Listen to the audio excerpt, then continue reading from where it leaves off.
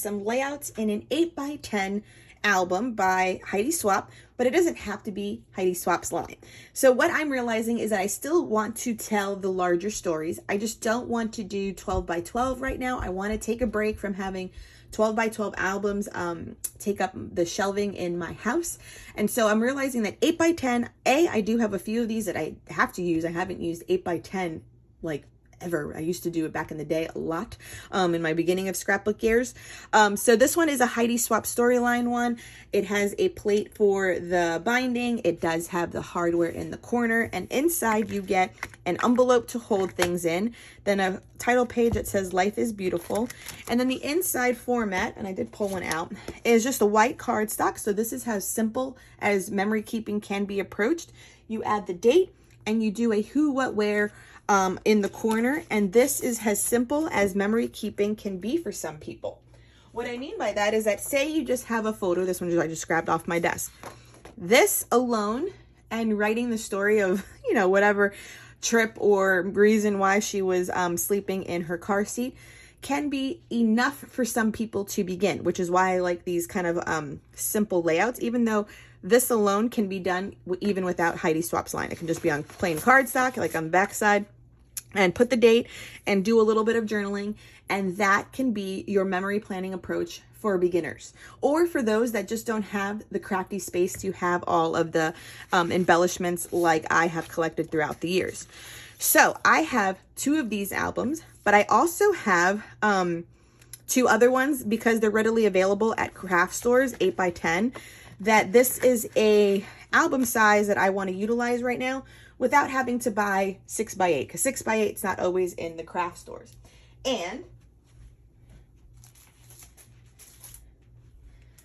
And for instance, too, in my stash, I've already had these 8, well, actually it's 8.5x11 configuration with 3 holes, just like this, that still allow for pocket pages. So I have this configuration, this one as well, and these I believe are no longer in production by Rio Memory Keepers, and I've picked them up back in the day when there was Tuesday Morning around me, which Tuesday Morning has slowly closed since COVID around me, so I don't have them readily available.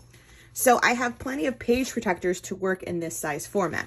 So what I want to create is just story albums where before I used to do my 12x12 layouts, I'm going to be doing now 8.5x11 layouts.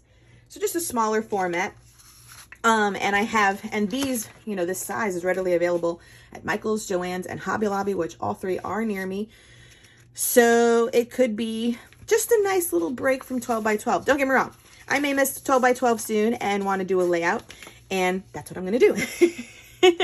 So this is just me coming back to classic scrapbooking because I still have the desire to do such layouts.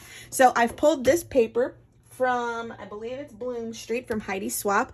I pulled it from the paper pad because it's a little less in paper thickness, because I want to fussy cut all of these out and somehow either do like a wreath around a photo, say for instance this one, or maybe just like a half circle, just so that there is some sort of flat embellishment as well.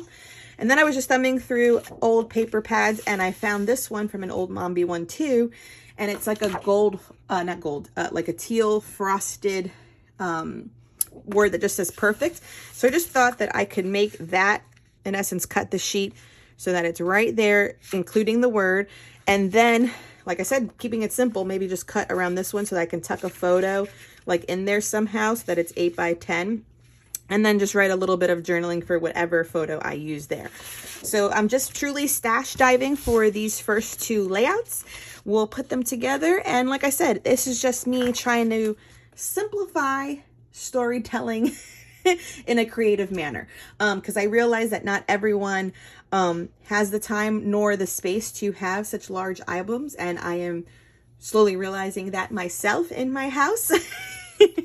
So I just want to be a source of inspiration to show you that memory keeping doesn't have to be as elaborate as some of us do make it, but if you want to, it's there. So like I said, I'm going to have one that's very simple and one that's a little bit elaborate, but keeping it rather flat so that it just fits in this album and I can get as many stories in one album as I possibly can right now, and use up some of the stash that I have with these albums. So let's put you on fast forward and let's put these 2 layouts together. Okay, so let's start off by measuring this paper out to be the 8.5 by 11 so that it fits in the page protectors. And I feel like a lot of my stash will be able to do this just fine, especially since my majority of my collection is 12 by 12. So getting them into these albums to utilize them so that they're just not sitting in my closet will be great. And I'm just using, this is a like a art knife from Slice. It's really nice. I have had it for years, I feel, and it works like just like writing a pen, so I really like that. And I do have that picture of Valentina sleeping, but it does get switched out later on in this process as I thumb through the collection of printed photos that sits on my desk that haven't been scrapped yet. So I did decide to do a little picture of her at the splash pad. This is at our local zoo that we have a membership to. And she just absolutely loves going in there once we're done at the zoo.